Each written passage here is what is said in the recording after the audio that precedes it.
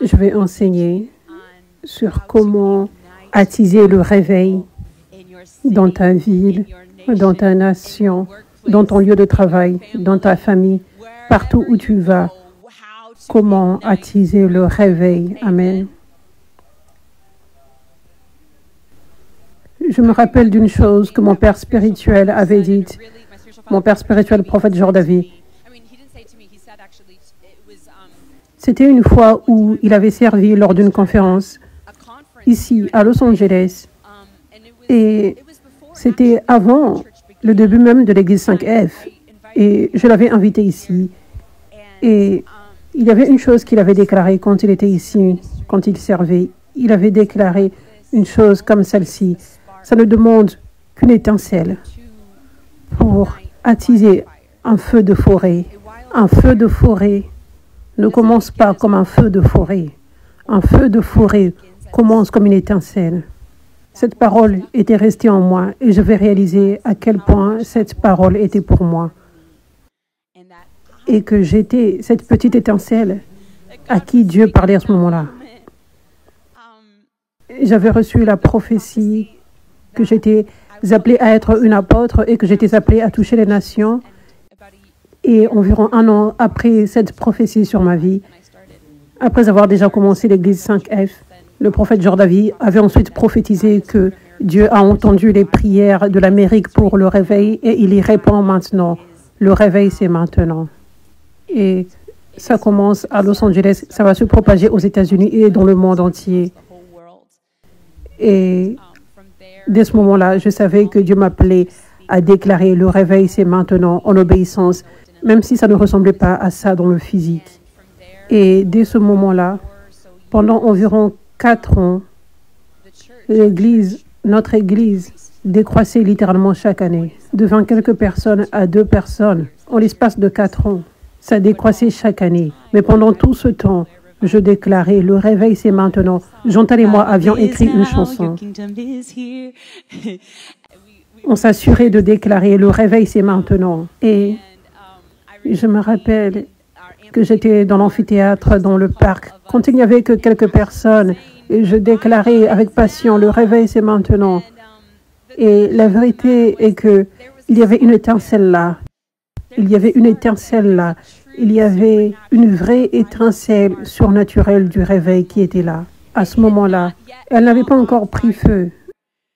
Je veux dire, elle ne s'était pas encore propagée. Mais il y avait une étincelle. Vous savez à quel point une étincelle est puissante, qu'elle peut attiser un feu de forêt qui s'étend à des milliers d'hectares. Ça commence comme une étincelle. À quel point une étincelle est puissante. Amen. Donc, si tu penses que tu es supposé être un feu de forêt et tu es une étincelle, mais l'appel pour ta vie, c'est être un feu de forêt ou faire partie d'une chose massive, d'un feu de forêt. Et te voici, tu es là comme une étincelle. Ça paraît impossible. Ça paraît comme si tu as un long chemin à faire. Mais la chose est que quand tu es dans la volonté de Dieu, quand tu es dans sa volonté, quand tu es dans la parole prophétique, quand tu es aligné avec la parole prophétique, la parole que Dieu a déclarée sur ta vie, sur le corps du Christ, sur l'Église, le ministère dont tu fais partie, le mouvement de Dieu, quand tu es aligné avec cela, cette étincelle-là est surnaturelle. Et avec le vent du Saint-Esprit, ça va se propager et devenir un feu de forêt massif qui va te choquer énormément. Ça va te choquer. Donc, nous étions dehors dans le parc quand le Covid avait frappé. Et avant cela, nous étions dans un gymnase. Et des fois, il n'y avait personne qui ne venait pour les soirées louanges. Pas une seule personne. Mais nous avions toujours la soirée louange. Et on était en direct sans savoir si quelqu'un regardait. Et cela était des années après avoir commencé l'église. Mais nous avions continué d'avancer. Nous avions maintenu l'étincelle. C'était un choix de maintenir l'étincelle. Nous aurions pu choisir de l'étouffer et d'arrêter et de faire une chose différente. Mais nous avions gardé l'étincelle. Le réveil, c'est maintenant allumé comme un choix, comme une obéissance à Dieu. Amen. Et au temps de Dieu, cette étincelle s'est en effet tournée en feu de forêt qui s'est propagée dans le monde entier. Alléluia. Alléluia. Donc, beaucoup de personnes pourraient essayer de faire la même chose que j'ai faite, que nous avons faite. Ils peuvent essayer de faire la même chose. Mais si Dieu ne les a pas envoyés, si Dieu ne les a pas appelés, vous savez, s'ils font juste quelque chose par leur propre effort, leur propre ambition, ils font une chose en regardant, oh, regardez le succès que cette personne a, je vais essayer de copier et faire cela. Les gens peuvent essayer de faire cela, mais ils seront perdus pour toujours. Cela ne va pas fonctionner pour eux si Dieu ne les a pas appelés pour faire cela. Ou réellement, s'ils ne sont pas en alignement avec la parole de Dieu, la parole prophétique de Dieu, la volonté de Dieu. Parce que tu peux voir quelque chose que tu aimes, tu peux voir le réveil par ici et dire « Je veux copier-coller cela, mais je ne veux pas faire partie de cela. J'aime ce réveil que je suis en train de voir, j'aime ce mouvement de Dieu que je vois, mais je veux commencer cela, ou je veux faire ma propre chose et y apporter ma propre touche, le rendre un peu plus religieux, le rendre un peu moins controversé. » Vous savez, beaucoup de personnes font cela. Et cela ne va pas fonctionner pour eux. C'est ce que je veux dire par « tu pourrais être perdu ». Tu as besoin du GPS spirituel. Dieu a déclaré cette prophétie sur ta vie. Dieu a déclaré cette prophétie sur ce mouvement de Dieu. Quand tu es aligné avec cela, tu suis le GPS. Et tu vas arriver à la destination. Cette étincelle que tu portes va se tourner en un feu de forêt. Mais tu peux commencer ta propre étincelle. Et c'est comme s'il n'y a pas de destination inscrite sur le GPS. Je veux dire, il n'y a pas de GPS. Tu as l'application Plan. Est-ce que tu as déjà ouvert l'application Plan sans mettre de destination? C'est comme si tu ouvres l'application Plan et tu essayes de faire la même chose. Vous savez, mais elle ne va pas fonctionner. Mais quand le GPS est activé, quand la destination y est inscrite, cela signifie, Dieu a déclaré ceci. Ceci a été prophétisé. Il t'a appelé pour ceci. Donc, il t'a équipé pour ceci. Il a relâché le transfert d'onction sur toi pour ceci. Et il t'a dit comment ceci va se produire. Comme par exemple, tu dois te planter là où il t'appelle à être planté. Tu dois suivre les principes de Dieu qui sont dans sa parole. Être planté étant l'un des principes. Et tu dois être en ordre. Tu dois être obéissant. Tu dois être humble. Humble face à la parole prophétique relâchée, la parole de direction relâchée. Et si tu fais cela, c'est comme tu as le GPS qui est là, tu as la destination qui est inscrite et tu peux être dans un terrain désert, mais ne pas être inquiété. Parce que vous savez comment tu fais confiance à ton GPS? Par exemple, si tu fais un road trip aux États-Unis, ou peu importe le road trip, tu commences dans ta ville avec laquelle tu es confortable.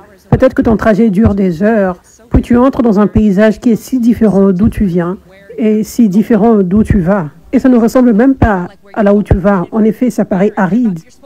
Tu es supposé aller à une terre promise, une ville excitante, qui est belle et luxuriante.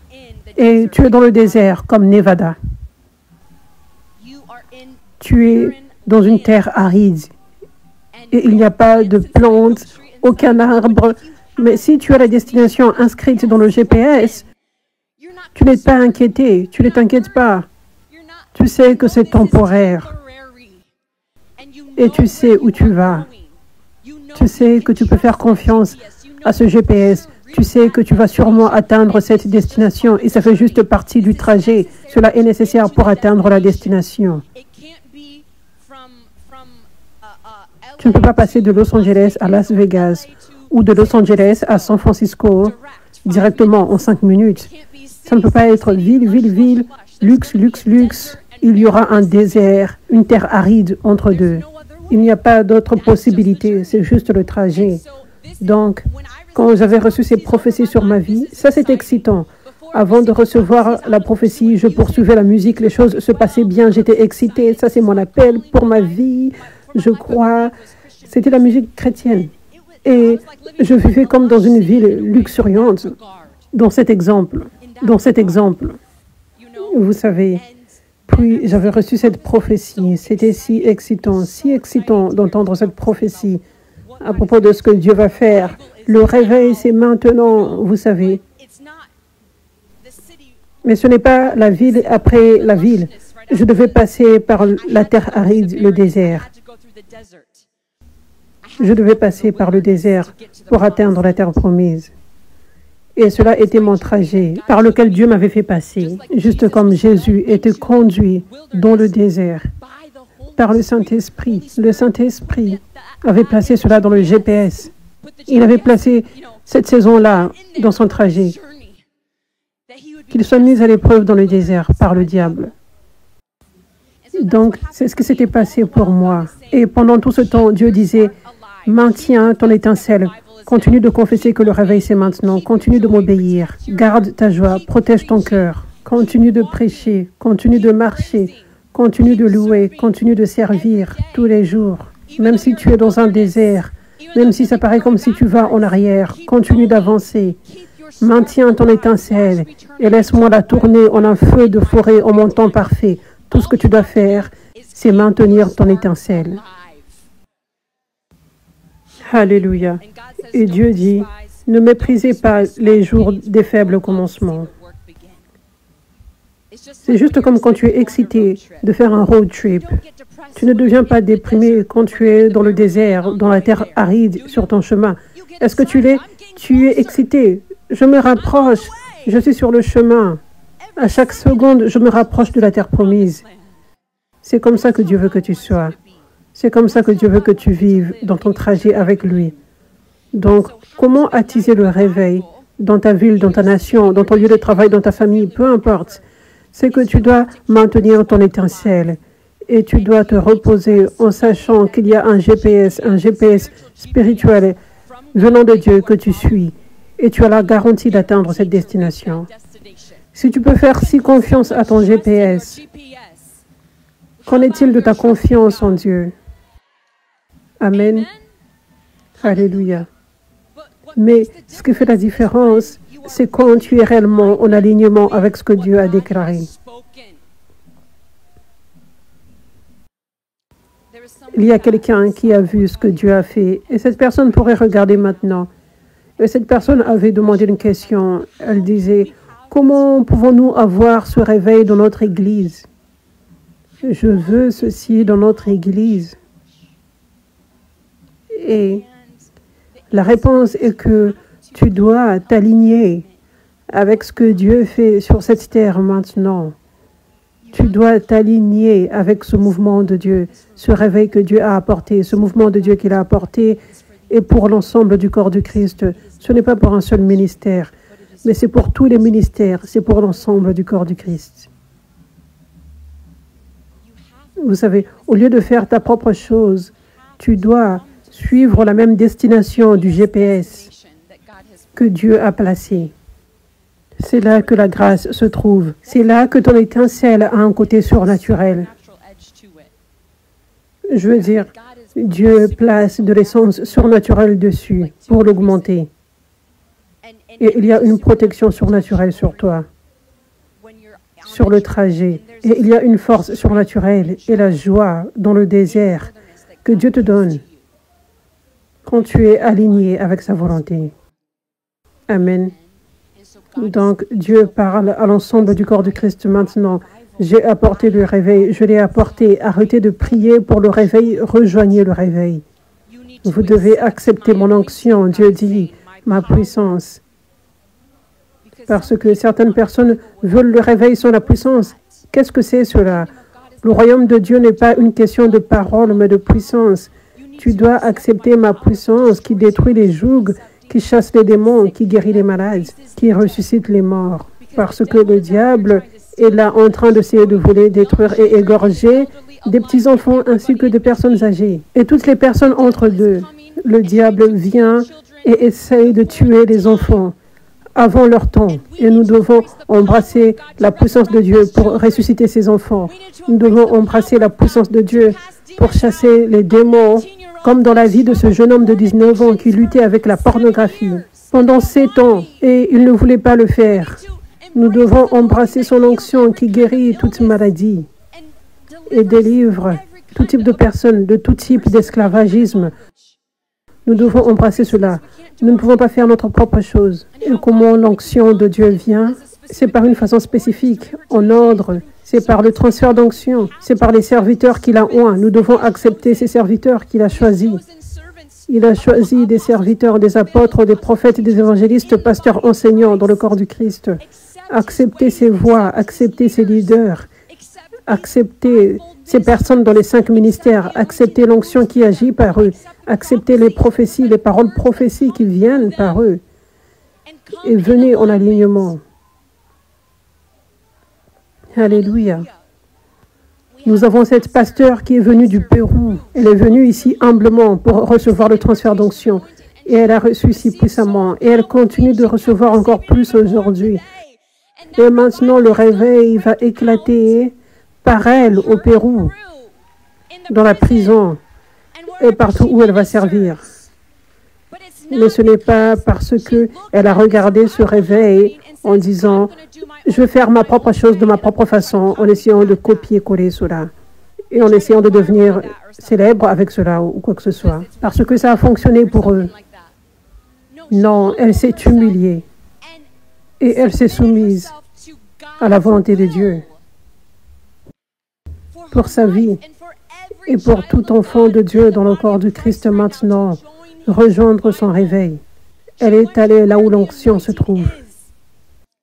L'onction qui fonctionne pour toi, c'est l'onction que tu honores, célèbres et respectes. Tu ne peux pas juste dire, Seigneur, donne-moi l'onction par ici, juste là, dans ma chambre, juste déverse sur moi. Tu dois honorer l'onction là où elle agit sur cette terre maintenant et la respecter et recevoir le transfert d'onction. Ça, c'est la voix de Dieu que nous voyons de l'Ancien Testament au Nouveau Testament. C'est sa voix pour relâcher sa puissance, pour relâcher son onction. C'est par le transfert d'onction d'Élie à Élisée, de Moïse à Josué, de Paul à Timothée. Ça, c'est la Bible, c'est la voix de Dieu. Amen.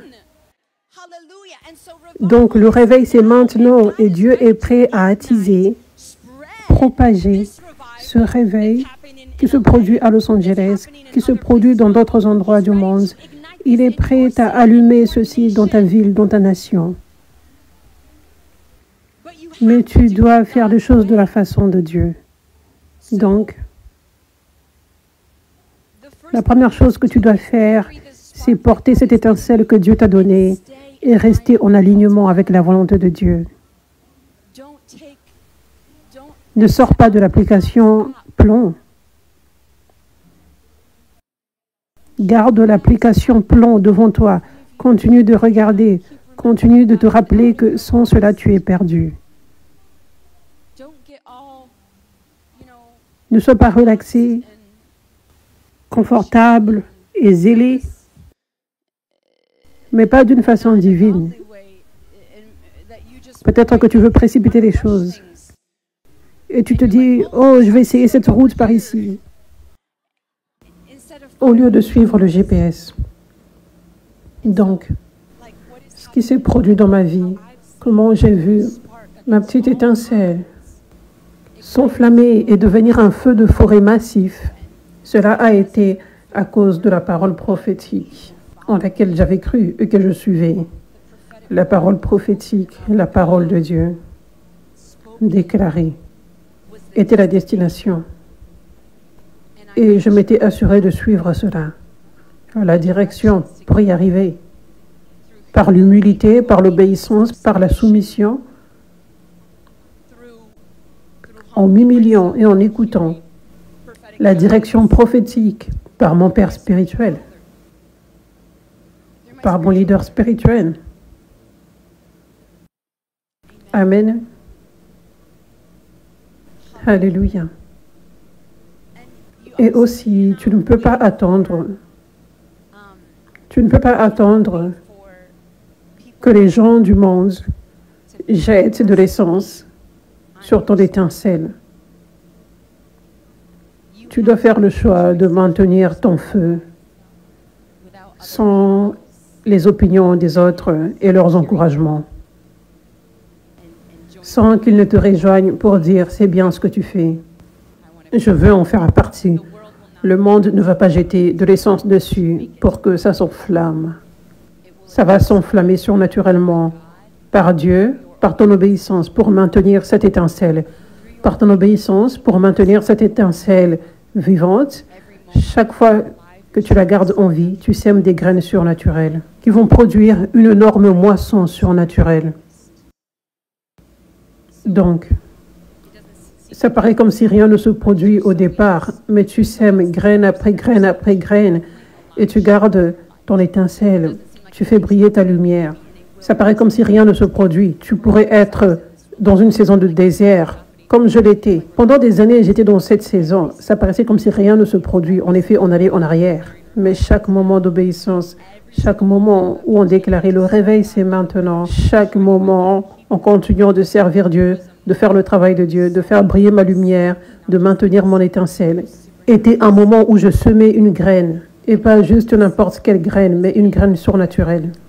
Une graine ointe, parce que j'étais dans la parole prophétique sur ma vie. J'étais dans la volonté de Dieu. Donc, c'est comme si l'onction descendait sur chaque graine. Chaque graine semée, ce n'était pas des graines naturelles, c'était des graines surnaturelles. Ce que tu sèmes, tu récoltes, est un principe spirituel qui s'applique pour tout le monde. Si quelqu'un dans le monde travaille réellement dur, cette personne aura du succès.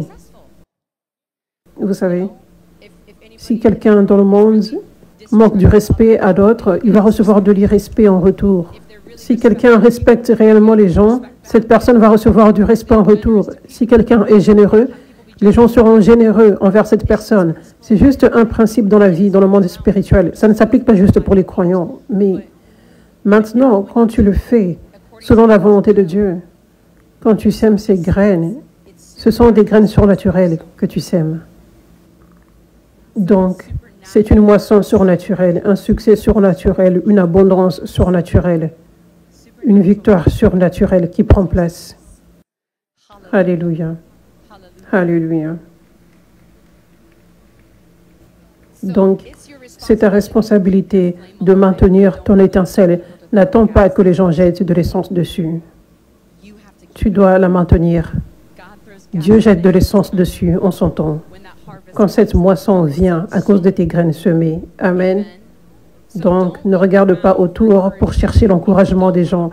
Ne regarde pas autour pour devenir découragé, parce que les gens ne sont pas autant excités que tu l'es et en feu.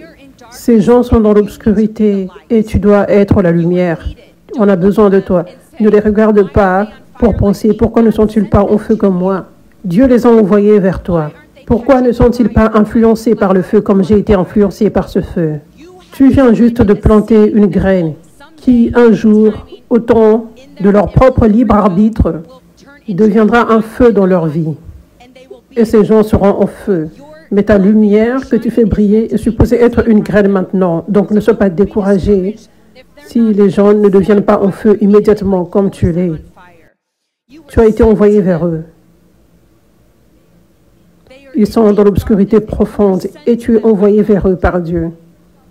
Il faut que tu te voies de la bonne façon.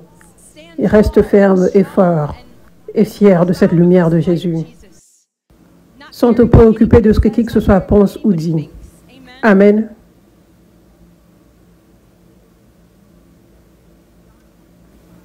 Jean 1, verset 45.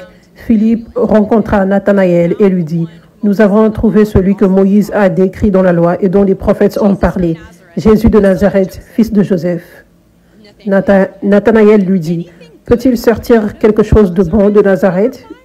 Philippe lui répondit, « Viens et vois. » Donc, au temps de Jésus, il y avait tellement d'opposition contre lui. Les gens n'étaient pas immédiatement influencés par le feu. Toute personne n'était pas immédiatement influencée. Seuls ceux qui étaient humbles et purs dans le cœur pouvaient voir qui Jésus était et étaient donc influencés. Et alors que ces gens montraient leur lumière, le feu grandissait. Alors qu'ils partageaient leur témoignage aussi loin que possible, le feu grandissait plus et plus, les yeux de gens s'ouvraient plus et plus. Les gens disaient toutes ces choses fausses à propos de Jésus. Mais ensuite, l'armée de Dieu s'était levée et avait partagé son témoignage. Et ces témoignages avaient pris le dessus sur tous les mensonges déclarés à propos de Jésus. Toutes les fausses accusations déclarées à propos de Jésus. Il y avait de fausses accusations, il y avait des mensonges et il y avait aussi du scepticisme, beaucoup de scepticisme. Jésus choisit d'utiliser les choses folles pour confondre la sagesse de ce monde. Donc Jésus était une chose folle du fait qu'il était venu de Nazareth, cette ville qui n'est pas connue comme étant celle où il y a des gens qui font de grandes choses. Elle n'est pas connue comme étant la ville où sortent de grands leaders spirituels, cette ville de Nazareth. Mais Dieu voulait qu'il vienne de là, parce qu'il utilise les choses faibles et folles pour confondre la sagesse de ce monde, pour montrer sa puissance, pour montrer que rien n'est impossible avec lui, pour montrer que c'est lui qui fait toutes choses. Pas notre talent, nos dons, nos expériences, notre réseau, d'où nous venons, la grande ville d'où nous sortons, l'héritage, mais c'est seulement Dieu. Amen. Donc, il y avait beaucoup de scepticisme autour de Jésus, beaucoup de scepticisme. Vous savez, il y avait certaines personnes qui étaient sceptiques à cause de fausses accusations et il y avait certaines personnes qui étaient sceptiques en pensant non, ce n'est pas ce à quoi on s'attendait. Je ne pense pas que ce soit ceci. Ces gens avaient dans leur tête, voici ce à quoi le Messie ressemblerait. Voici d'où il viendrait. Voici les choses qu'il dirait. Voici les actions qu'il ferait. Ces gens avaient cela dans leur tête. Donc, certaines choses comme celle-ci étaient dites, où on voit quelqu'un dire, quelqu'un a immédiatement du scepticisme. Quand Philippe dit, nous avons trouvé le Messie, celui dont les prophètes ont parlé, avec une grande excitation et de la joie, du feu, en étant tellement heureux de partager cette bonne nouvelle. Et nous voyons Nathanaël avoir immédiatement du scepticisme et ne pas être influencé par le feu immédiatement. Et il a dit, peut-il sortir quelque chose de bon de Nazareth? Donc, il avait beaucoup de scepticisme à cause de là où Jésus venait. Et j'ai vu qu'à chaque fois que Dieu agit avec une grande puissance, à chaque fois qu'il choisit qui il veut choisir, il suit la même démarche. Il choisit les choses faibles et folles. Et cela fera parler les gens de la même façon. Quelque chose de bon peut-il sortir de Nazareth? D'où vient cette personne que tu dis que Dieu utilise? Et j'ai vu cela tellement dans ma vie, dans ce mouvement de Dieu, avec mon père spirituel, là où j'ai reçu cette onction. Il est de l'Afrique. Et il y a ce stéréotype, ce mauvais stéréotype, juste comme les gens l'avaient à propos de Nazareth. Certaines personnes l'ont vis-à-vis de l'Afrique.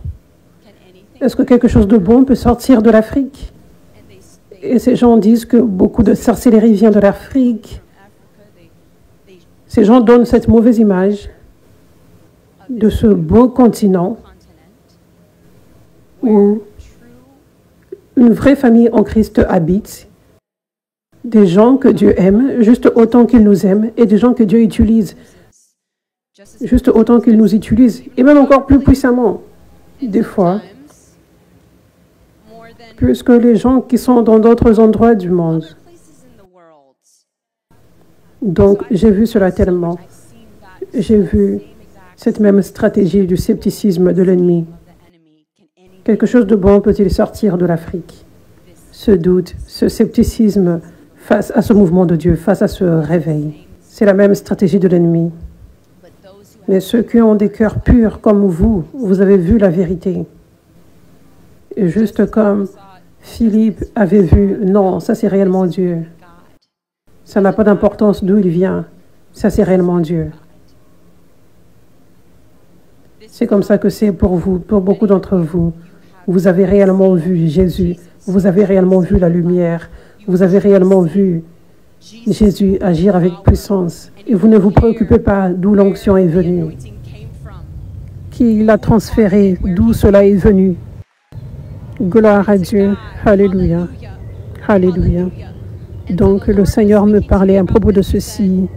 Il avait dit, mes enfants, Mes enfants qui sont dans cette armée de Dieu maintenant, ils sont comme Philippe. Ils sont comme Philippe. Ils portent cette grande lumière et ils disent, nous avons trouvé la lumière, nous avons trouvé le réveil, nous avons trouvé ce que nous avons cherché toute notre vie. Et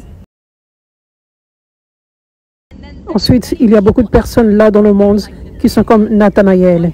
Quelque chose de bon peut-il sortir de Nazareth? Je ne te crois pas. Même si les fruits sont là, dans la joie, la vie en abondance et la liberté que ta vie a maintenant, il y aura toujours des sceptiques là qui diront quelque chose de bon peut-il sortir de Nazareth? Mais qu'est-ce que Philippe a fait? Il n'a pas reculé. Il n'a pas été découragé. Il ne s'est pas posé des questions, mais il a dit, viens et vois. Il est resté ferme. Il a continué de faire briller sa lumière. Il a pris sa place dans l'armée du réveil. Et il était catégorique. Je sais ce que je sais. Je sais ce que j'ai vu. Et tu ne peux pas me dire le contraire. Je veux que tu fasses partie de ceci également. Il y avait ce feu dans Philippe. Et il y a ce feu que Dieu t'a transféré pour être son messager, pour propager sa lumière.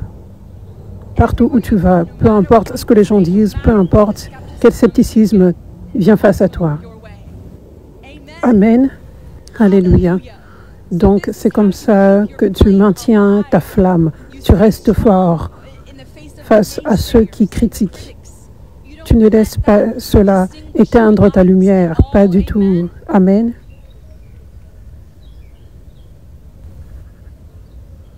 Ésaïe 9, verset 2. Les gens qui marchent dans l'obscurité spirituelle verront une grande lumière. Ceux qui vivent dans le pays sombre, la lumière brillera sur eux. Toi, ô Dieu, élèveras la nation. Tu multiplieras leur joie. Ils se réjouiront devant toi comme la joie et la jubilation de la récolte, comme les hommes se réjouissent quand ils divisent le butin de la victoire. Car tu briseras le joug du fardeau d'Israël et le bâton sur leurs épaules, la tige de leur oppresseur, comme à la bataille de Madian. Je vais lire ceci dans la traduction Passion maintenant. Et cette parole est si puissante. Cette parole est une parole prophétique qui se réfère à maintenant, ce que Dieu a fait et ce qu'il fait maintenant. Alléluia. Ceux qui marchaient dans l'obscurité ont vu une lumière rayonnante briller sur eux. Ça, c'est vous. Et c'est sur le point d'être beaucoup plus de personnes qui vivent actuellement dans l'obscurité. Et vous serez cette lumière qui va s'étendre à eux, parce que ce réveil a commencé comme une étincelle. Jeantal avait vu cette étincelle. Au départ, ce n'était qu'elle. C'était comme une petite lumière qui ne pouvait pas être vue par beaucoup de personnes. Et ensuite, elle avait rejoint cette étincelle et c'était devenu une plus grande étincelle. Et ensuite, éventuellement, plus de personnes pouvaient voir cette lumière parce qu'elle était plus grande. Et ensuite, ça a grandi, ça a grandi, ça a grandi. Et il y a 20 à 30 personnes ici. Lève ta main si tu as été ici depuis 2021. 2021. 2021. Quand le réveil avait éclaté. 2021. Regardez toutes ces mains. Ça, c'est 15 à 20 personnes. Vous aviez vu la lumière. Vous viviez dans l'obscurité et vous aviez vu cette lumière. Et ensuite, levez vos mains si vous avez été ici depuis 2022. Abaisse ta main si tu étais là depuis 2021. Juste ceux qui sont venus depuis 2022. Ça, c'est plus de mains. Puis ensuite, cette lumière était devenue plus grande. Abaisse ta main. 2023. Si tu es venu ici en 2023. Beaucoup plus de mains. Et ensuite, cette lumière était devenue plus grande afin que vous, dans l'obscurité, voyez cette lumière. Si tu es venu ici en 2024, lève ta main. Et maintenant, la lumière était devenue plus grande afin que tu vois cette lumière. Ok, si tu es venu en 2025, lève ta main. 2025. Alléluia. Donc, maintenant, si tu n'es pas venu en 2025, mais plutôt lève ta main. De 2021 à 2024, 2021 à 2024. Levez vos mains. 2021 à 2024. OK. Tous ces gens qui sont venus en 2025 ont vu cette plus grande lumière et ont été en mesure de venir. Ils ont été en mesure de voir cette lumière. Vous pouvez abaisser vos mains maintenant parce que vous tous, vous aviez fait grandir cette lumière. Voilà comment vous êtes puissants en Christ. À quel point nous sommes encore plus puissants quand nous sommes unis ensemble. À quel point cette lumière est grande. Amen. Ils vivaient autrefois dans l'ombre de la mort, mais maintenant une lumière glorieuse s'est levée. Seigneur, tu as multiplié la nation et tu leur as donné une joie écrasante. Il y avait une multiplication qui prenait place chaque année. Cette multiplication a conduit à ce que les gens viennent de 52 nations et 41 États américains cette semaine passée. Ils nous ont rejoints pour qu'on soit tous cette lumière du monde. Ils nous ont rejoints pour qu'on soit tous ce feu. Et nous avons expérimenté une joie comme on ne l'avait jamais expérimenté avant. Cela nous a été donné par Dieu à cause de la multiplication de la lumière. Il nous a donné une joie écrasante. Alléluia. Ce que nous avons expérimenté le week-end dernier, et ce que nous expérimentons depuis et aujourd'hui, cette joie écrasante est à cause de ce que Dieu a fait ici, dans cette écriture. C'est une écriture pour maintenant. Vous marchiez dans l'obscurité, vous aviez vu la lumière glorieuse. Vous viviez autrefois dans l'ombre de la mort. Mais maintenant, une lumière glorieuse du réveil s'est levée. Cette onction s'est levée. Et vous avez multiplié cette nation. Et en retour, nous avons une joie écrasante. Alléluia. Alléluia. Ils sont extatiques en ta présence et se réjouissent comme ceux qui apportent une grande récolte et ceux qui partagent le butin de la victoire. Car tu as brisé les chaînes qui liaient ton peuple. Tu as brisé les chaînes de la religiosité qui liaient ton peuple dans ce réveil. Tu as brisé ces chaînes que les pharisiens essayaient de mettre autour de nous pour entraver le mouvement de Dieu, pour empêcher la propagation. Tu as brisé les chaînes qui liaient ton peuple, qui liaient ton armée dans ce réveil. Alléluia. Et tu as soulevé la lourde barre sur leurs épaules. Tu as soulevé la lourdeur de la persécution. Et tu as tourné ce que l'ennemi avait prévu pour notre mal, pour notre bien. Tu as ouvert nos yeux pour que nous voyions que toute chose que tu autorises est pour notre bien. Et la persécution que tu autorises, Dieu, la persécution que le diable avait apportée comme une barre lourde, s'est transformée en un feu de la purification. Et cela nous a plus transformés en ton image. Cela a ouvert nos yeux spirituels pour voir ta bonté, d'avoir autorisé ce feu de la purification. Et cela nous apporte une joie écrasante et extatique. Alléluia. Alléluia.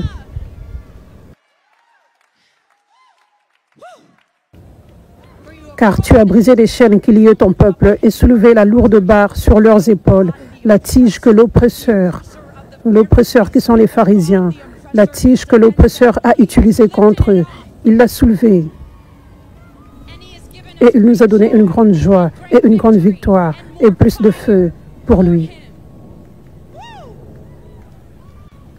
Tu as brisé toute leur servitude, toute l'addiction, la dépression, l'anxiété, les pensées suicidaires, toutes les façons par lesquelles le diable venait en tant qu'ange de lumière. Tu as brisé la servitude de la maladie mentale. Tu as brisé la servitude de la pauvreté. Tu as brisé la servitude de l'esprit de religiosité qui t'empêchait de connaître l'amour de Dieu. Tu as brisé tout cela. Alléluia. Tout comme tu l'as fait lorsque les armées de Madian ont été vaincues, juste comme il l'avait fait pour l'armée de Gédéon, juste comme il l'avait fait pour Moïse contre le Pharaon. et les Égyptiens, juste comme il l'avait fait pour Josué à Jéricho, juste comme il l'avait fait pour Jésus alors qu'il était ressuscité des morts, juste comme il l'avait fait pour tous les apôtres, tous ceux qui sont passés avant nous. Il l'a fait pour nous à nouveau. Alléluia. Merci Jésus. Merci Jésus. Merci Jésus.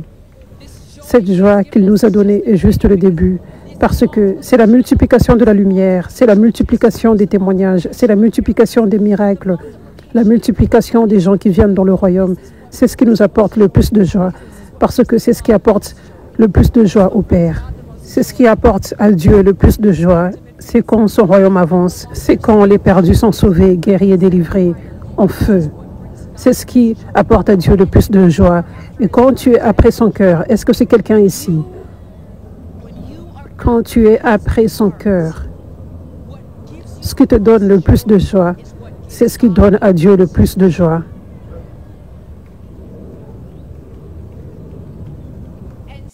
Donc, cette joie que nous avons expérimentée, que nous expérimentons maintenant, que nous avons expérimenté lors de la conférence Lève-toi et brille, c'est juste le début, parce qu'il y aura une multiplication de cette lumière. Ça va continuer de se multiplier et la joie va continuer d'augmenter. Alléluia. Et la réjouissance va continuer d'augmenter. Alléluia. Alléluia. Alléluia. Alléluia. Alléluia. Merci Jésus. Daniel, ça a été prophétique le témoignage qu'il a partagé aujourd'hui. Parce que la parole que le Seigneur m'a conduit à partager est une parole prophétique. Proverbe 24, verset 16. En effet, écoutez ceci. 7 fois, le juste tombe, mais il se relève. Quand les méchants trébuchent, en revanche, ils sont précipités dans le malheur. Je veux dire ceci dans la traduction Passion. Les amoureux de Dieu, les vrais amoureux de Dieu, pas les hypocrites religieux qui vivent dans la tiédeur. Les amoureux, les vrais amoureux de Dieu avec des cœurs purs. De tout leur cœur, ils veulent juste plaire à Dieu. Les amoureux de Dieu peuvent souffrir de l'adversité. Ils peuvent souffrir de l'adversité car le diable les déteste plus que toute autre personne. Il essaye plus dur avec eux que toute autre personne. Quand il entend une parole prophétique sur leur vie, il les attaque plus que jamais auparavant dans leur vie. Car il est terrifié de ta destination. Alors que tu suis le GPS spirituel venant de Dieu, il est terrifié parce qu'il est assez intelligent pour savoir. Il est là depuis longtemps et il connaît ce que David dans le champ était devenu. Il connaît Abraham qui était obéissant à Dieu pour aller vivre ailleurs et tout sacrifier. Et il était ensuite devenu Abraham. Il connaît les Moïse. Il les reconnaît. Quand ces paroles sont déclarées sur ta vie, il ne veut pas que ça se produise à nouveau, comme ça s'était produit pour David et pour tous les autres leaders, les leaders fidèles dans la Bible. Donc, les amoureux de Dieu peuvent souffrir de l'adversité car le diable est terrifié de toi. Et trébucher cette fois. Il pourrait trébucher parce que nous grandissons, nous ne sommes pas parfaits. Nous sommes mis à l'épreuve, mais c'est OK. Si tu ne passes pas le test une fois de temps en temps, Dieu te le donne à nouveau et il t'encourage. Et il te donne ce dont tu as besoin pour passer cette épreuve la prochaine fois. Il ne te jette pas parce que tu as échoué à un test. Il dit, lève-toi. Le juste tombe 7 fois, mais il se relève. Lève-toi.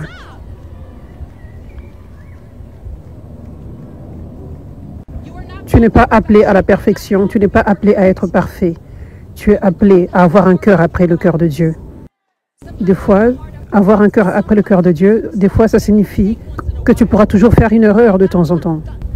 Cela pourrait se produire parce que Dieu veut te rendre humble.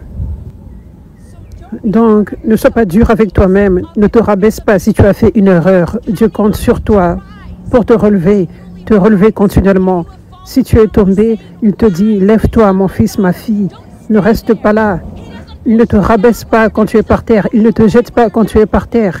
Il soulève sa main et te relève. Accroche-toi à sa main, ne rejette pas sa main qui te relève. Et je déclare ceci prophétiquement, parce que je me rappelle l'année dernière, une parole prophétique était déclarée sur ta vie, Daniel. Une parole prophétique et le diable était terrifié.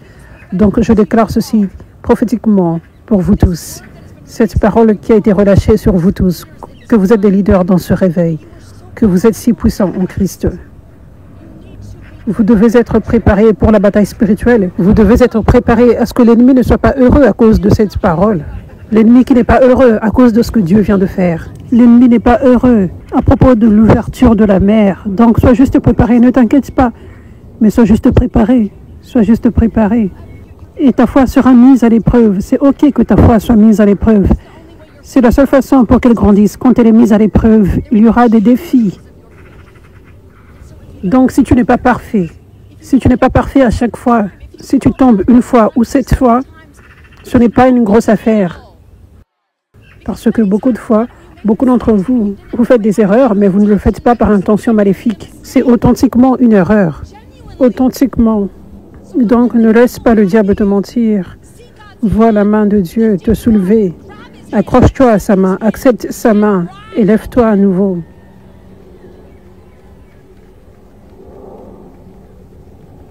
Alléluia. Pierre avait renié Jésus pour un moment. Pierre avait renié Jésus quelques jours. Il avait complètement renié Jésus. Il avait fait une grosse erreur. Ça, c'est une grande erreur. Et il était appelé à être un leader. Donc, il était tombé, mais il s'était relevé. Il n'avait pas laissé le diable lui mentir et dire « Oh, tu ne devrais plus être leader. Tu ne devrais même plus être un disciple. Comment as-tu pu faire ceci? Tu as renié Jésus, pas une fois, mais 3 fois. Tu n'étais pas avec lui quand il était là sur la croix. Et ces mensonges du diable étaient sûrement là. Ces mensonges de condamnation étaient sûrement là. Il les avait rejetés, chacun de ces mensonges. Et il était en mesure de se lever à nouveau. Et aujourd'hui, nous sommes bénis parce qu'il s'était relevé. Il a béni le corps du Christ pour l'éternité.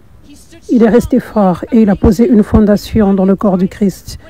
Et il a été un exemple pour nous, pour que nous le suivions aujourd'hui. Donc, si tu tombes, tu dois te relever comme Pierre s'était relevé. Amen. Tu dois être préparé pour ne pas entendre les mensonges du diable, pour ne pas les écouter, ne pas les donner un moment. Regarder les autres personnes et te comparer. Tu ne sais pas ce qui se passe dans leur vie. Et le diable attaque les gens à différents moments. Et plus tu es puissant en Christ, plus il va essayer de te stopper, mais tu auras toujours la victoire. Donc ne te compare pas. Regarde, ils ont un cœur plus beau pour Dieu que moi. Regarde, ils brillent plus. Stop, ce sont les mensonges du diable. Dieu compte sur toi pour te relever continuellement et continuellement briller pour lui.